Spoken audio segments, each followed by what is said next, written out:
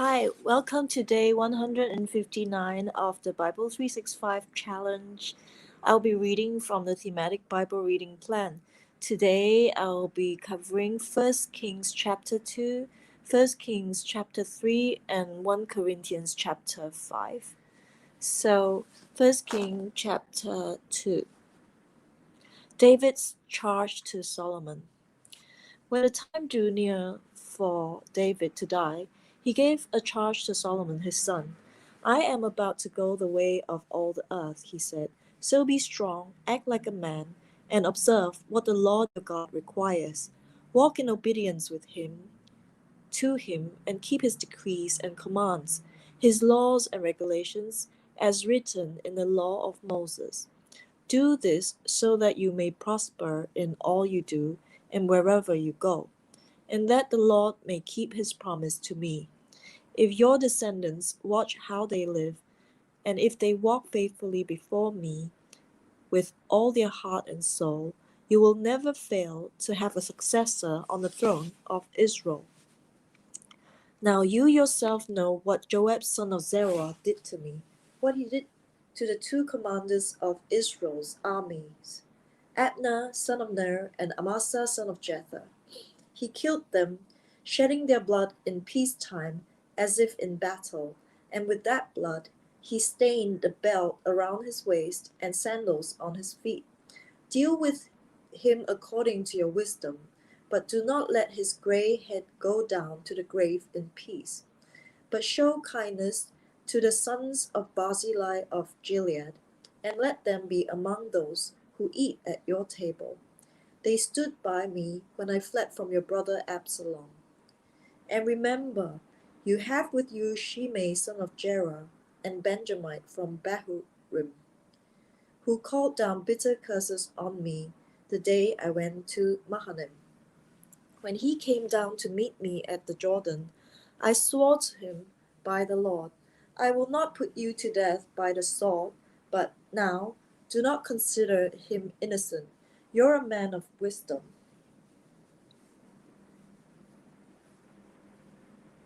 You will know what to do to him. Bring his grey head down to the grave in blood. Then David rested with his ancestors and was buried in the city of David. He had reigned 40 years over Israel, 7 years in Hebron and 33 in Jerusalem. So Solomon sat on the throne of his father David, and his rule was firmly established. Solomon's thrones established. Now Adonijah the son of Haggith went to Bathsheba, Solomon's mother. Bathsheba asked him, Do you come peacefully? He answered, Yes, peacefully. Then he added, I have something to say to you. You may say it, she replied. As you know, he said, the kingdom was mine. All Israel looked to me as their king. But things changed, and the kingdom has gone to my brother, for it has come to him from the Lord. Now I have one request to make of you. Do not refuse it. You may make it, she said. So he continued, Please ask King Solomon, he will not refuse you, to give me Abishag the Shunammite as my wife. Very well, Bathsheba replied. I will speak to the king for you. When Bathsheba went to King Solomon to speak to him for Adonijah, the king stood up to meet her, bowed down to her, and sat down on his throne. He had a throne brought for the king's mother, and she sat down at his right hand. I've one small request to make of you, she said. Do not refuse me. The king replied, Make it, my mother, I will not refuse you. So she said, Let Abishag the Shunammite be given in marriage to your brother Adonijah. King Solomon answered his mother, Why do you request Abishag the Shunammite for Adonijah? You might as well request the kingdom for him. After all, he is my older brother. Yes, for him, and for Abiathar the priest, and Joab son of Zeruiah. Then King Solomon swore by the Lord, May God deal with me, be it ever so severely, if Adonijah does not pay with his life for this request. And now, as surely as the Lord lives, he who has established me securely on the throne of my father David, and has found a dynasty for me as he promised. Adonijah shall be put to death today." So King Solomon gave orders to Benaiah son of Jehoiada, and struck down Adonijah, and he died. To Abiathar the priest the king said, "Go back to your fields in Anathoth. You deserve to die. But I will not put you to death now, because you carried the ark of the sovereign Lord before my father David, and shared all my father's hardships." So Solomon removed Abiathar from the priesthood of the Lord, fulfilling the word the Lord had spoken at Shiloh about the house of Eli. When the news reached Joab, who had conspired with Adonijah, though not with Absalom, he fled to the tent of the Lord, and took hold of the horns of the altar. King Solomon was told that Joab had fled to the tent of the Lord and was beside the altar. Then Solomon ordered Benaiah son of Jehoiada, "Go, strike him down." So Benaiah entered the tent of the Lord and said to Joab, "The king says, 'Come out.'" But he answered, "No, I will die here." Benaiah reported to the king, "This is how Joab answered me."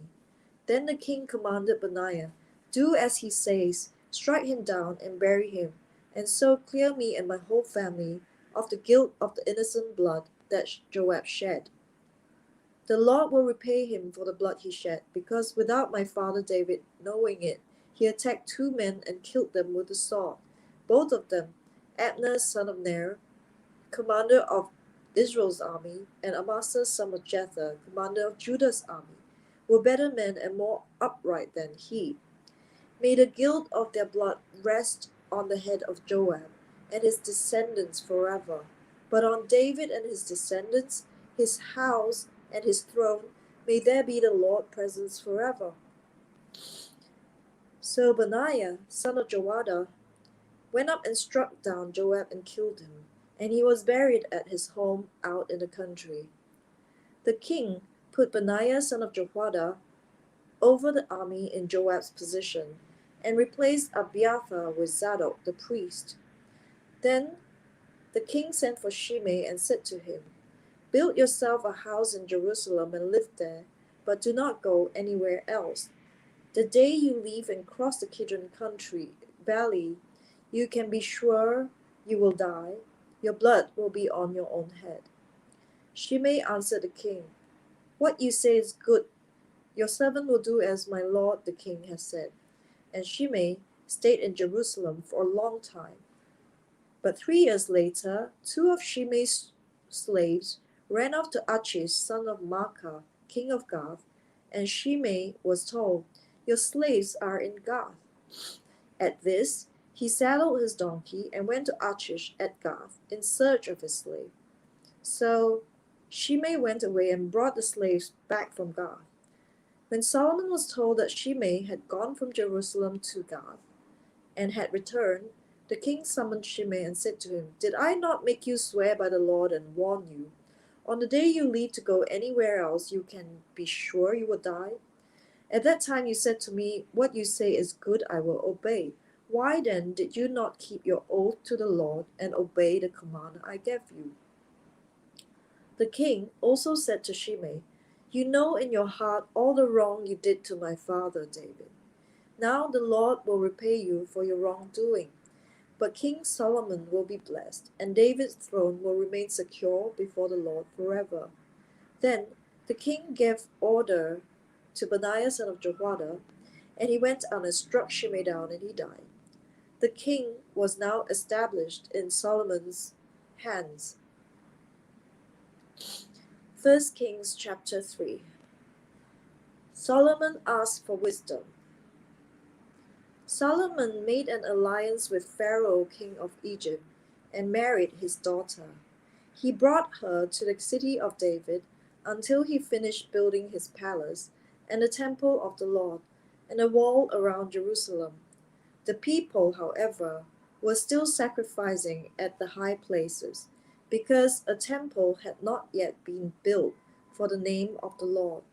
Solomon showed his love for the Lord by walking according to the instructions given him by his father David, except that he offered sacrifices and burned incense on the high places. The king went to Gibeon to offer sacrifices, for that was the most important high place, and Solomon offered 1,000 burnt offerings on that altar. At Gibeon, the Lord appeared to Solomon during the night in a dream, and God said, "Ask for whatever you want me to give you."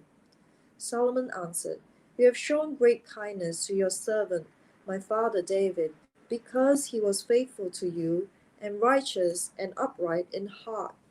You have continued this great kindness to him, and have given him a son to sit on his throne this very day.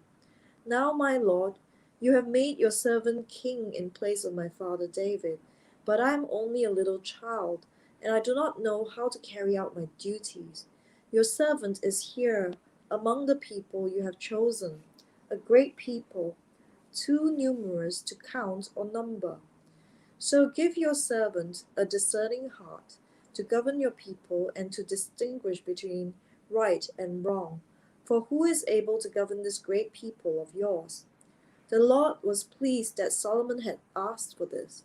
So God said to him, "Since you have asked for this, and not for long life or wealth for yourself, nor have you asked for the death of your enemies, but for discernment in administering justice, I will do what you have asked.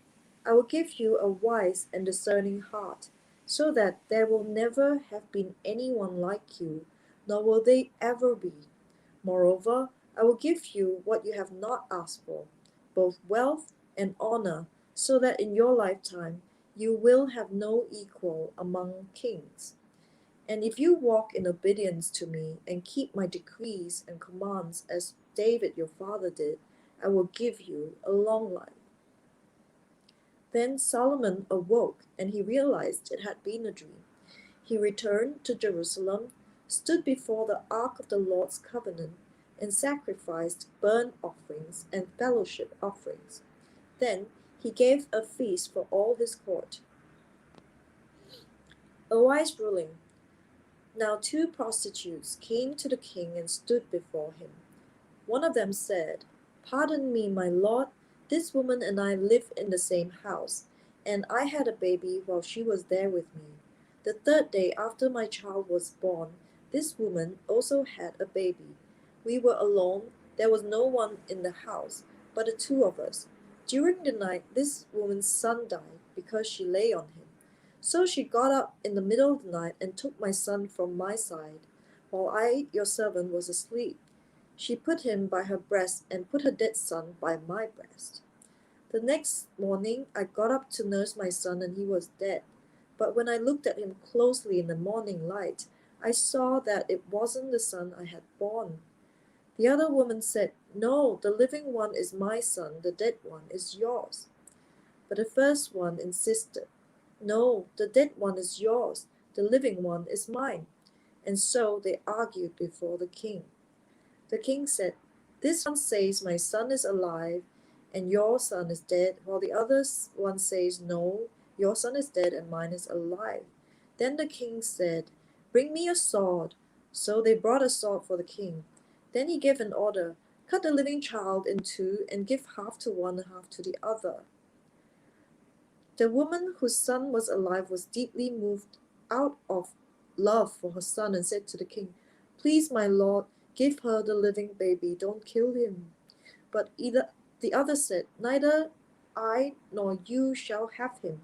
Cut him in two." Then the king gave his ruling, "Give the living baby to the first woman. Do not kill him. She is his mother." When all Israel heard the verdict the king had given, they held the king in awe because they saw that he had wisdom from God to administer justice. 1 Corinthians chapter 5. Dealing with a case of incest.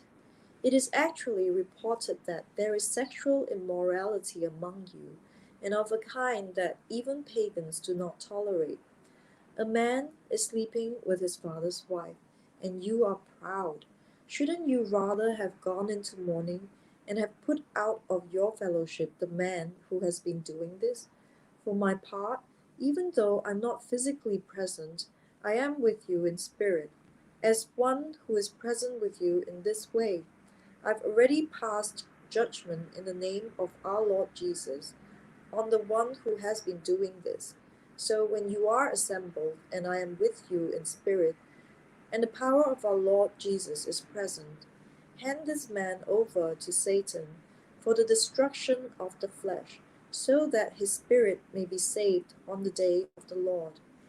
Your boasting is not good. Don't you know that a little yeast leavens the whole batch of dough? Get rid of the old yeast, so that you may be a new leavened batch, as you really are. For Christ, your Passover lamb, has been sacrificed. Therefore, let us keep the festival, not with the old bread leavened with malice and wickedness, but with the unleavened bread of sincerity and truth. I wrote to you in my letter not to associate with sexually immoral people, not at all meaning the people of this world who are immoral, or the greedy and swindlers or idolaters. In that case, you would have to leave this world.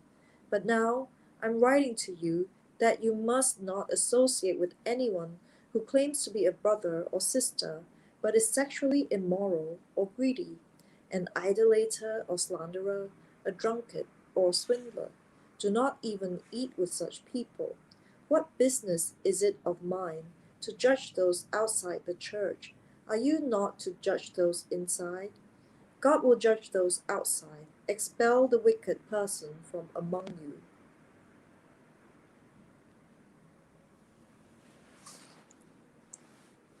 So that was day 159 of the Thematic Bible Reading Plan. This is the Bible 365 Challenge. I just covered 1 Kings chapter 2 and chapter 3 and 1 Corinthians chapter 5. I'll see you on day 160.